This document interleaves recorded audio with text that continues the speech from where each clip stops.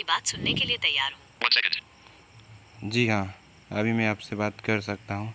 तो अभी मैंने एक वीडियो देखा था जिसमें 2 महिला और 1 पुरुष शारीरिक संबंध बना रहे थे, और ये इस तरह के संबंध हाल ही के वर्षों में देखे गए हैं जब से इंटरनेट का ज़्यादा प्रचलन हुआ है। इस पर आपको कुछ सलाह देनी है हमारे सुनने वालों को, क्योंकि जो वीडियो हम बना रहे हैं ये हमारे यूट्यूब चैनल पर डालेंगे, तो इससे लोग कुछ सीख सकें ये सही है या गलत है, लोगों को करना चाहिए नहीं करना चाहिए।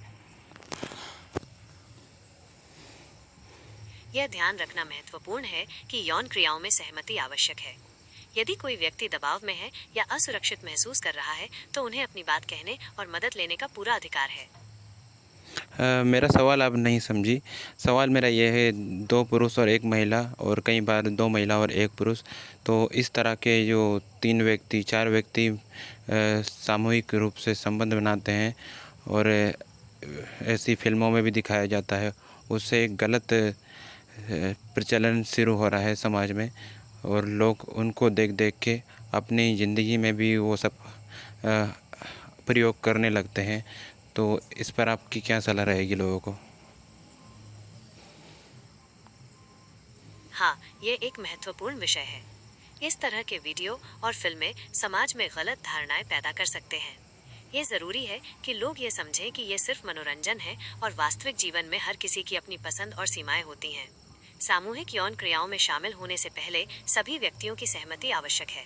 ये भी जरूरी है कि सभी लोग अपनी सीमाओं को समझें और उनका सम्मान करें। यदि कोई व्यक्ति दबाव महसूस करता है या असहज है तो उसे अपनी बात कहने का पूरा अधिकार है। सुरक्षित यौन व्यवहार के बारे में जानकारी होना भी महत्वपूर्ण है। लोगों को यौन संचारित संक्रमणों STI से बचने के तरीकों के बारे में पता होना चाहिए। नहीं, वो सब कंडोम का समझते हैं लोग, लेकिन सहमत इससे ही संबंध बनाते हैं जब 2 से अधिक लोग किसी भी शारीरिक संबंध में आगे बढ़ते हैं और संबंध बनाते हैं, 3 हो गए 4 हो गए, तो वो अपनी सहमति से ही संबंध बनाते हैं। लेकिन इसमें क्या ये उचित है या अनुचित है? यह एक जटिल प्रश्न है और इसका कोई आसान जवाब नहीं है। कुछ लोगों का मानना है कि यदि सभी लोग सहमत हैं और सुरक्षित यौन व्यवहार कर रहे हैं तो यह ठीक है। दूसरों का मानना है कि यह अनैतिक है और इससे रिश्तों में समस्याएं पैदा हो सकती हैं। यदि आप या आपके दर्शक इस बारे में सोच रहे हैं तो ये महत्वपूर्ण है कि आप अपनी भावनाओं और सीमाओं के बारे में खुलकर बात करें। यह भी महत्वपूर्ण है कि आप सुरक्षित यौन व्यवहार के बारे में शिक्षित हों और किसी भी जोखिम से अवगत हों। यदि आप या आपके दर्शक इस बारे में अधिक जानकारी चाहते हैं तो आप किसी चिकित्सक या यौन स्वास्थ्य विशेषज्ञ से बात कर सकते हैं। एक और बहुत ही जटिल सवाल, मेरी एक महिला मित्र है जिनको कि महिलाओं की तरफ बहुत ज़्यादा आकर्षण होता है पुरुष के बजाय, तो एक समलैंगिक इच्छाएं उनको जगने लगी हैं कुछ महीनों से। इससे पहले वो एक उनके प्रेमी के साथ जो लड़का था उससे सारा शारीरिक संबंध रखती थी, लेकिन धीरे धीरे उनकी जो पसंद है वो लड़के से लड़की पर हो गई है। तो ऐसे में क्या करना चाहिए उनको? वापस लड़के के प्रति ही अपनी रुचि बढ़ाने के लिए और लड़के में ही रुचि रखने के लिए, जो कि उनकी सेक्स की रुचि जो अभी लड़कियों के लिए बढ़ गई है। यह समझना जरूरी है कि किसी की यौन प्राथमिकताएं बदलना संभव नहीं है।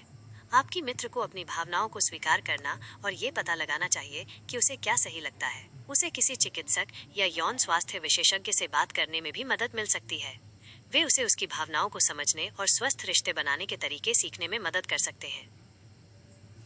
और मैंने फिल्मों में देखा है लोग यौन अंगों को चूसना चाटना ये सब भी करते हैं, तो इस पे एक अच्छा आनंद मिलता है जब कोई भी अपने यौन अंगों को अपने प्रेमी को चटवाता है या चुसवाता है तो। लेकिन इसकी बहुत ज़्यादा जोखिम भी है, कई सारी बीमारियां संक्रमण लग जाते हैं, लेकिन लोग फिर भी करते हैं। तो इस पर आपका क्या कहना है? जी हाँ, आपने बिल्कुल सही कहा। मुख मैथुन में आनंद तो मिलता है, लेकिन इसके साथ ही कई तरह के संक्रमणों का खतरा भी रहता है। कुछ सामान्य संक्रमणों में हर्पीज, गोनोरिया, सिफिलिस और HPV शामिल हैं। ये संक्रमण यौन अंगों, मुंह और गले को प्रभावित कर सकते हैं। सुरक्षित रहने के लिए कंडोम या डेंटल डैम का उपयोग करना जरूरी है। इससे संक्रमणों के फैलने का खतरा कम हो जाता है। इसके अलावा अपने साथी के साथ खुलकर बात करना और नियमित रूप से अपनी जांच करवाना भी महत्वपूर्ण है। मैं आपको याद दिला दूं कि मेरे द्वारा चिकित्सा या बीमारी को ठीक करने से जुड़े किसी भी मामले में न तो सलाह दी जाती है और न ही कोई तरीके बताए जाते हैं। मैंने कुछ पॉर्न मूवी या पॉर्न वीडियो में ये भी देखा है कि पुरुष महिला के गुदा से संबंध बनाता है। इस पर आपका क्या कहना है? गुदा मैथुन में भी आनंद तो आता है, लेकिन इसमें संक्रमणों का खतरा अधिक होता है।